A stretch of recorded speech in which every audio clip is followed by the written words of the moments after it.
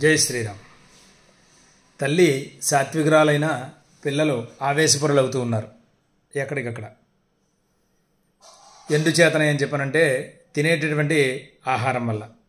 అంటే మన సనాతన ధర్మం ఏం చెప్తుంది అని చెప్పనంటే, దీన్ని పెద్దవాళ్ళు ఎప్పుడో చెప్పిన దాన్ని మన వాళ్ళు ఎప్పుడో మర్చిపోవడం జరిగింది. అయితే లెక్క ప్రకారంగా ఏంటంటే వంట చేయడం, వడ్డించడం అనేటువంటిది ఒక వరం లాంటిది. అయితే ఇప్పుడు దాన్ని కొంతమంది కళగా మార్చుకుని అనేక రకాలైనటువంటి ఈ హోటల్స్ లాంటివి కానీ, లేకపోతే సప్లై చేసేటటువంటి కొన్ని సంస్థలు కానీ ప్యాక్ చేసుకునే ఆహారాన్ని తెచ్చి ఇవ్వడం కానీ, ఇదంతా మనం ఇప్పుడు చూస్తూ ఉన్నాం. లెక్క ప్రకారంగా ఏంటంటే వంటిల్లు అనేటువంటిది ఒక దేవాలయం లాంటిది. పొయ్యి వెలిగించడం అంటే అగ్నిహోత్రాన్ని వెలిగించినట్టుగానే భావించి వెలిగించడమే. అది ఎంతో శ్రద్ధతోటి భక్తితోటి భగవంతుని తెలుస్తూ ఆ ఇల్లాలు ఈరోజు నేను చేయబోయేటటువంటి ఈ వంట అనేటువంటిది ఏదైతే ఉందో, ఈ పదార్థాలు ఏవైతే ఉన్నాయో ఇవన్నీ కూడా మా ఇంట్లో వాళ్ళందరూ కూడా తిని చక్కగా సుఖశాంతులతోటి ఆరోగ్యంతో ఉండాలి అని చెప్పని ఆ ఇల్లాలు భగవంతుడికి, అగ్నిదేవుడికి, తన కుటుంబంలో ఉన్నటువంటి కులదైవానికి కూడా నమస్కారం చేసుకుని ఆ పొయ్యి వెలిగించడం, వంట చేయడం అనేది మనకి సాంప్రదాయబద్ధంగా మన తల్లులు, మన పూర్వీకులందరూ కూడా చేస్తూ ఉండేవారు. అలాగే వంట చేసినంతసేపు కూడా ఆ ఇల్లాలు ఏదో ఒక పారాయణ, శ్రీరామ అని చెప్పనని కానీ, లేదంటే లలితా సహస్రాన్ని కానీ, లేకపోతే కృష్ణ భగవాను స్తుతించడం కానీ, ఏదో ఒక పని చేస్తూ ఆ పని చేస్తున్నంతసేపు కూడా ఈ పారాయణ చేస్తూ వంట చేస్తూ ఉండేవారు. అలా చేయడం వల్ల ఏమవుతుందంటే ఆ వండినటువంటి వంట చక్కనైనటువంటి భగవత్ ప్రసారంగా మారి తిన్నటువంటి వాళ్ళందరికీ కూడా మానసిక స్థితి బాగుండి పిల్లలందరికీ కూడా చక్కనైనటువంటి లక్షణాలు వస్తాయి. దీని గురించి కూడా అమ్మ ఒక కథ చెబుతూ ఉండేది. పూర్వకాలంలో ఒక ఊరిలో ఒక బ్రాహ్మణుడు ఉన్నాడు. ఆయన బ్రాహ్మణుడు అంటే యాయవారాలు చేస్తూ ఒక మునీశ్వరుడు అని చెప్పారు అనుకోండి, లేకపోతే ఒక బ్రాహ్మణుడు అని చెప్పారు అనుకోండి, ఎవరైనా పిలిస్తే భోజనానికి వెళ్ళడం కానీ, లేదంటే వాళ్ళ ఇంట్లో ఇచ్చినటువంటి ద్రవ్యాలు తెచ్చుకుని ఇంట్లో వంట చేసుకుని భుజించడం కానీ చేసేవారంటే ఇప్పట్లాగా ఇలా స్టాకు పెట్టుకుని ఇంట్లో కావలసినటువంటి 10 బస్తాలు 20 బస్తాలు అట్టే పెట్టుకోవడం కాకుండా ఏ రోజుది ఆ రోజునే సంపాదించుకోవడం, ఆ రోజునే భుజించడం మనకి ఇదివరకటి నుంచి కూడా వస్తున్నటువంటి సాంప్రదాయం. అదే ప్రకారంగా ఒక బ్రాహ్మణుడికి ఈయన భోజనానికి వెళ్తాడు. భోజనానికి వెళ్ళి ఆ భోజనం అరిటాకులో చక్కగా భోజనం వడ్డించిన తర్వాత ఆ భోజనం చేస్తున్నంతసేపు కూడా అక్కడ ఆ ఇల్లాలు పెట్టినటువంటి మంచినీళ్ళ చెంబు, మరచెంబులో ఉండేవి కదా, ఆ మరచెంబుని దాన్నే చూస్తూ ఉంటాడు ఎంతసేపు కూడా. అంటే చక్కగా ఇది పట్టుకెళ్తే బాగుంటుంది, మనం జపం చేసుకోవడానికి బాగుంటుంది, ఈ మరచెంబు తీసుకెళ్తే బాగుంటుంది, ఇలాగే ఆలోచన చేస్తూ భోజనానంతరం కూడా పూర్తి చేసుకుని అయిన తర్వాత బయటికి వెళ్ళి చేయగడుక్కున్న తర్వాత ఇంకా చెంబు తీసుకెళ్ళిపోదాం అనేటువంటి స్థితిలో ఉండి మళ్ళా ఆలోచనని తమాయించుకుని బయలుదేరి మెల్లగా ఇంటికి వెళ్తాడు. ఇంటికి వెళ్ళిన తర్వాత భార్య చేతితోటి మంచినీళ్ళు తాగుతాడు. తాగిన తర్వాత ఆయనకి స్ఫురణకు వస్తుంది.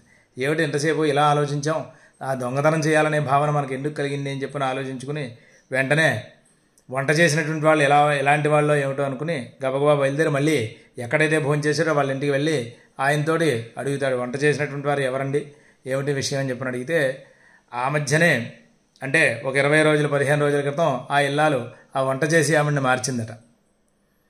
ఆవిడని తీసుకొచ్చి వివరం అడిగేసరికి ఆవిడకైనా దొంగతనం చేసి అలవాటు ఉందా ఏమిటని చెప్పి అడిగేసరికి గట్టిగా ఆ యజమాని అడిగేసరికి ఆవిడ చెప్తుంది, అవునండి కొద్దిగా రోజు ఏదో పిల్లల కోసం చెప్పని కూరగాయలు అవి ఇవి చెప్పకుండా పట్టుకెళ్తున్నాను అని చెప్పిన అనేసరికి వెంటనే వాళ్ళు ఆ యజమాని ఏం చేస్తారంటే ఆ పని మనిషిని ఆ వంట చేసి ఆవిడని మానిపించి వేరే ఆవిడని పెట్టుకోవడం జరుగుతుంది. ఎందుకు అమ్మ చెప్పినటువంటి కథ అంటే, వంట చేసినంతసేపు ఇల్లాలకి ఎటువంటి లక్షణాలు అయితే ఉంటాయో, మగవారు కానీ ఆడవారు కానీ ఎవరైతే చేస్తూ ఉంటారో ఆయన ఆ చేసినటువంటి వాళ్ళ లక్షణాలను బట్టి ఈ తిన్నటువంటి వాళ్ళ యొక్క మానసిక స్థితి ఉండడం మూలాన్ని ఈవేళ పిల్లలు ఈ విధంగా తయారవ్వడానికి కారణం. అంటే వంట చేసినంతసేపు కూడా ఇల్లాలు ఏదో రకంగా బాధపడుతూ ఉండడము, లేకపోతే పక్క వాళ్ళతోటి ఏదో అక్కర్లేనటువంటి మాట్లాడుతూ ఉండడము, ఇటువంటివి చేయడం వల్ల ఏమవుతుందంటే ఈ చేసినటువంటి భోజనం రోగగ్రస్తంగా మారే అవకాశం ఉంది. అలాగే ముఖ్యంగా ఏంటంటే పిల్లలందరూ కూడా ఇళ్లలో చేసినటువంటి తినకుండా బయట పదార్థాలు ఎక్కువగా తింటూ ఉండటం వలన ఆ చేసినటువంటి వాళ్ళు ఎలా ఉంటారో, శుచిగా ఉంటారో శుభ్రంగా ఉంటారో తెలియదు. వాళ్ళు చేసినటువంటి వంటల వల్ల, వాళ్ళు చేసినటువంటి ఆ పదార్థాలు వీళ్ళు ధనాన్నిచ్చి కొనుక్కుని తినటం వల్ల దోషం అంటే ఈ మానసిక స్థితి ఈ పిల్లలకి ఈ విధంగా మారడం, పెద్దవాళ్ళు చెప్పినటువంటి మాటలు వినకపోవడం మనకి జరుగుతూ ఉంటుంది. అందుచేతనే చెప్పిన వంట చేసేవారి ప్రభావం ఖచ్చితంగా ఇంట్లో తినటువంటి యజమాని మీద, పిల్లల మీద పడుతుంది. కనుక వంట చేసే తల్లులందరూ కూడా చక్కగా దైవనామస్మరణ చేస్తూ ఏదో ఒకటి కృష్ణానో రామానో మీకు వచ్చినటువంటి పాటో పద్యమో, లేదంటే ఈవేళ మనకి చక్కగా ఈ ఫోన్లు వచ్చేసే కనుక ఆ ఫోన్లోనే ఏదైనా పెట్టుకుని కనీసం వింటూ వంట చేసినట్లయితే అందరికీ ఆరోగ్యం కలిగే అవకాశం ఉంటుంది. అదే కాకుండా అతిథి దేవోభవ అని చెప్పని మనకి చెప్పడం జరుగుతుంది. ఏదో చేసినటువంటివన్నీ కూడా టేబుల్ మీద పెట్టేసి అక్కడ కూర్చోబెట్టి వడ్డించడం, టేబుల్ మీద భోజనం చేయడం కాకుండా ఎవరినైనా కేకేసినప్పుడు చక్కగా ఇంటికి వచ్చినప్పుడు చక్కగా అరిటాకులో భోజనం పెట్టడం, కనీసం కింద కూర్చోబెట్టి భోజనం పెట్టడం, ఇలాంటివి తల్లులు చేయడమే కాకుండా పిల్లలకు కూడా నేర్పుతూ ఉండాలి. అదే కాకుండా చాలామంది ఎంగిళ్ళను కూడా పట్టించుకోకుండా, అసలు ప్రాధాన్యత ఇవ్వకుండా ఒకళ్ళ కంచంలో ఒకళ్ళు తీసుకు తినడమే కాకుండా మిగిలిపోయినటువంటి పదార్థాలు ఏ కూర లాంటిదో మిగిలిపోతే మళ్ళీ ఆ ఇంకా మిగిలినటువంటి పదార్థంలో కంచంలో తీసి అందులో వేయడం, దాన్ని లోపల దాచడం, అదే కాకుండా తింటున్నటువంటి ఆ ఎంగిల్ చేతితోటే గరిటితోటి మళ్ళీ అన్నాన్ని వడ్డించుకోవడం, ఇటువంటి పనులన్నీ చేయడం చాలా ఇళ్లలో నేను ఖచ్చితంగా కళ్ళతోటి చూడడం జరిగింది. కనుక ఈవేళ మీకు అందరికీ ఈ విషయం చెప్తూ ఉన్నాను.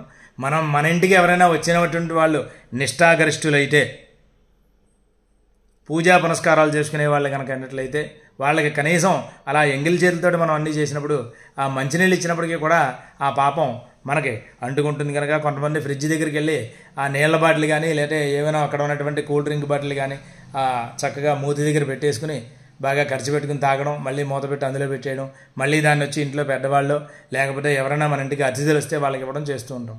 దీనివల్ల విశేషమైనటువంటి పాపం మనకి వస్తుంది. కనుక ఇటువంటివన్నీ చేయకూడదని చెప్పని పిల్లలకి మనం ఖచ్చితంగా తెలియజేస్తూ, అలాగే ముఖ్యంగా ఏంటంటే ఎవరైనా నియమం పాటించే వాళ్ళు ఎవరైనా ఉన్నట్లయితే ఇంక ఈవేళ రేపు మనకి ఇలా నియమనిష్టలు లేకుండా ఉన్నటువంటి ఇళ్లలో నీళ్ళ దగ్గర నుంచి త్రాగకుండా ఉండడమే ఉత్తమం అని చెప్పని అందరికీ కూడా తెలియజేస్తూ, ఏదో రోడ్డు మీద ఎవరో ఉన్నటువంటివి తిళ్ళు తినటం మూలాన్ని ఎక్కువగా ఇటువంటి ఇబ్బందులు కలుగుతున్నాయి. కనుక ముఖ్యంగా యువతంతా కూడా చక్కగానేటువంటి స్థితి కలిగి ఉండాలి. మనం అనుకున్నటువంటి పనులన్నీ ఇవ్వాలి, సమాజంలో మనకు గౌరవం ఉండాలి, మనకు ఆరోగ్యం బాగుండాలి, భగవత్ ప్రసాదం మనకు కలగాలి అని చెప్పనంటే మనం తినేటటువంటి ఆహారానికి కూడా ఎంతో శ్రద్ధ వహించి భోజనం అనేటువంటిది కూడా ఒక యజ్ఞంగా మన పెద్దవాళ్ళు చెప్తారు. కనుక చక్కగా ఎక్కడ తినాలి, ఎలా తినాలి, ఎవరి దగ్గర తినాలి, ఎవరు వండింది తినాలి అనేటువంటి విషయాన్ని మీరు ఆలోచించుకుని శ్రద్ధాభక్తులతోటి ముందుకు వెళ్తారని చెప్పని నేను ఆకాంక్షిస్తూ,